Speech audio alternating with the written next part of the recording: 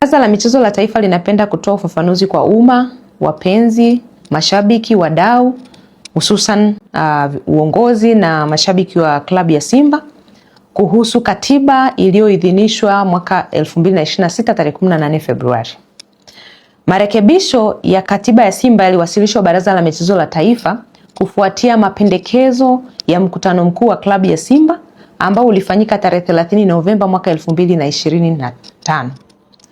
Kwa mujibu wa taratibu, mara baada ya mkutano mkuu kumaliza mkutano wake na kuweka mapendekezo yake kuhusu swala la katiba, yanapaswa kupata idhini ya msajili, ambaye msajili wa vyama na vilabu vya michezo aliyoko chini ya Baraza la Michezo la Taifa ana jukumu la msingi la kuchambua na kupitia ili kuona kama haya mapendekezo ya wadau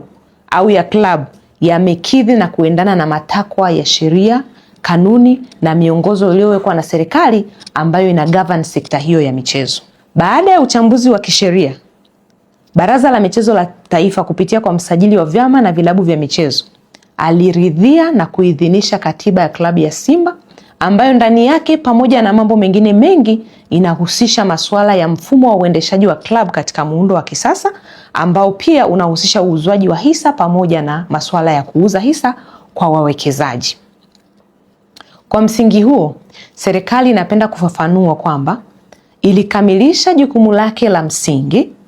la kupitia na kuidhinisha katiba ya Simba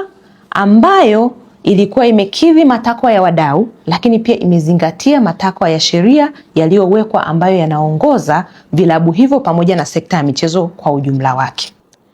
Kuanzia hapo, wajibu wa kutekeleza katiba na kukamilisha mabadiliko yaliyopitishwa na wanachama wa club ni wa uongozi wa Simba Club yenyewe. Utekelezaji wa maamuzi yaliyomo katika katiba hiyo haupaswi kufanywa na serikali kwa niaba ya klabu, kwa kuwa ni maamuzi yaliyofanywa na wanachama kupitia mkutano mkuu na umeidhinishwa kwa mujibu wa sheria kwamba umekidhi na kuakisi vigezo vyote vya kisheria, kanuni na taratibu ambavyo vimewekwa na serikali. Hata hivyo, serikali inafahamu kwamba kwa kuwa hili ni jambo jipya linaanza kwa mara ya kwanza, inawezekana katika swala zima la utekelezaji wake kukawa kuna kutokuwa na uelewa au kukawa kuna mkwamo ambao labda unatokana na kutokuwa na namna bora ya kuupeleka. Hivyo serikali inatoa wito kwa uongozi wa Simba na wadau wengine wote kwamba vyombo vyote vya serikali ambavyo kwa namna moja au nyingine vinahusika na swala hili la mchakato wa uwekezaji, hususan sisi upande wa Baraza la Michezo la Taifa ambao tunahusika na katiba,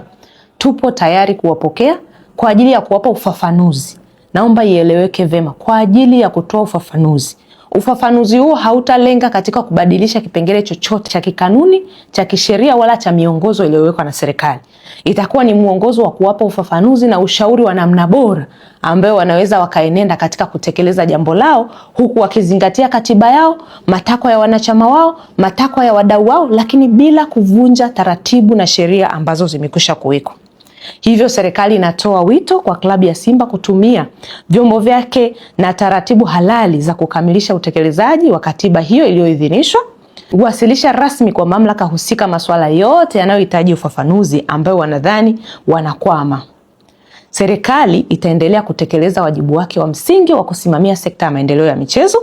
na kuendelea kushawishi na kutengeneza mazingira wezeshi kwa wadau wetu wa michezo wakiwemo vyama pamoja na vilabu vya michezo kuendelea kufanya shughuli zao katika muktadha ambao una attract maendeleo, upo kisasa, una attract wawekezaji, lakini bila kuleta vurugu za aina zozote. Wito wetu, tunatoa wito na rai kwamba wajitahidi kufanya mambo yao katika hali ya utulivu, hali ya uwazi, hali ambayo inaleta uwajibikaji kwa mustakabali wa maendeleo ya michezo nchini. Serikali wakati wote nia yake ni njema ya kutaka kuona vilabu pamoja na vyama na sekta ya maendeleo ya michezo kwa ujumla wake inapiga hatua katika muktadha ambao unaenda na usasa wa duniani, lakini huku tukizingatia matokeo yote ya kisheria. Asanteni sana kwa kunisikiliza.